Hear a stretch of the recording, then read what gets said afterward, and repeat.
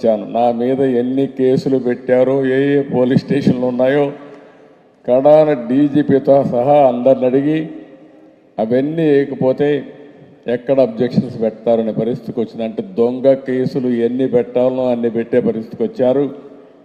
Nomination వేయాలంటే ప్రతి ఒక్క అభ్యర్థి మామూలుగా ఒకప్పుడు ఎలక్షన్ అంటే ప్రజలు అడుక్కోవాలి, ఇప్పుడు ఎలక్షన్లు అంటే ఆఫీసర్లు అడుక్కొని నా మీద ఎన్ని కేసులు చెప్పరా బాబు అని అడుక్కునే పరిస్థితి తీసుకొచ్చేశారు. అది రాష్ట్రంలో పరిపాలన. అయితే ఈ వర్క్షాప్కి ఒక ప్రాధాన్యత ఉంది.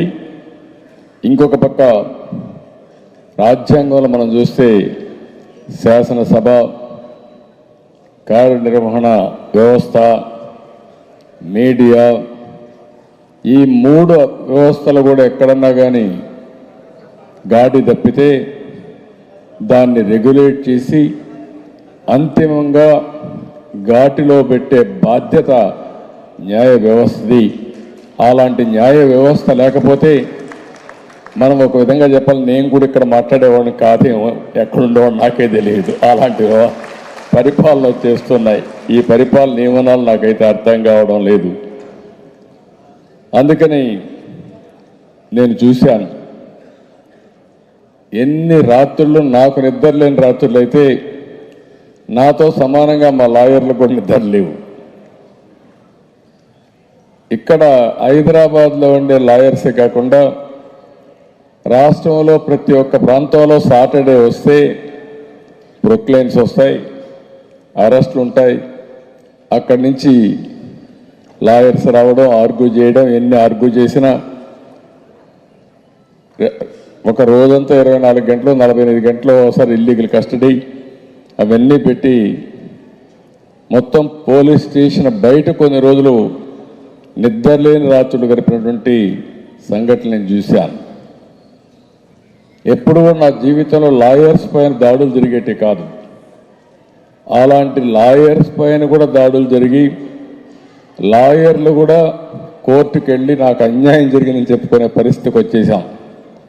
ఏది ఏమైనా ఇలాంటి పరిస్థితులను చూసిన తర్వాత ఈరోజు నాకు అనిపిస్తుంది, ఈరోజే గడిచిన రోజులు ఒకసారి జ్ఞాపకం చేసుకుని స్థానిక సంస్థల ఎన్నికలు ఎట్టు జరిగాయో మీకు అందరికి గుర్తుంది.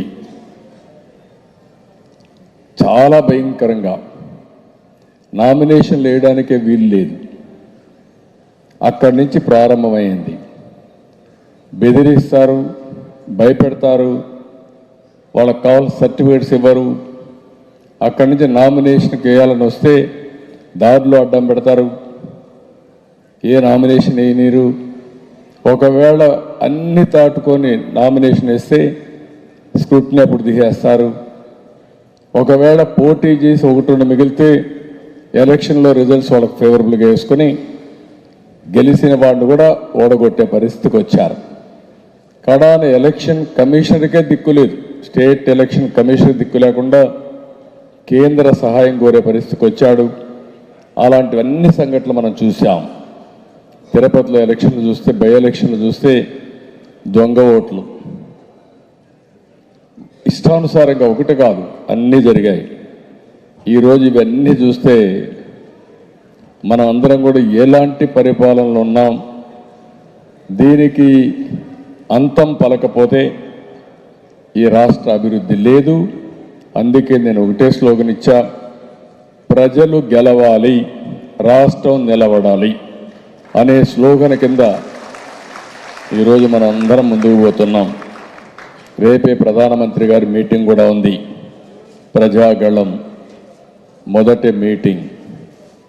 ఇప్పుడే మీరు సర్వేలన్నీ చూస్తున్నారు. ఆల్ ఇండియా లెవెల్లో రాష్ట్రంలో రాబోయేది కేంద్రంలో ఎన్డీఏ ప్రభుత్వం, రాష్ట్రంలో ఎన్డీఏ ప్రభుత్వం. దాంట్లో అనుమానమే లేదు. అందరం కలిసి గెలుస్తున్నాం. మీకు అనుమానమే అవసరం లేదు. మామూలు మెజారిటీ కాదు. ఈ సైకోకి కళ్ళు తిరిగి మూర్చపోయే మ్యాండేట్ రాబోతుంది రేపు. ఈరోజే ఎన్నికలు అనౌన్స్ చేసి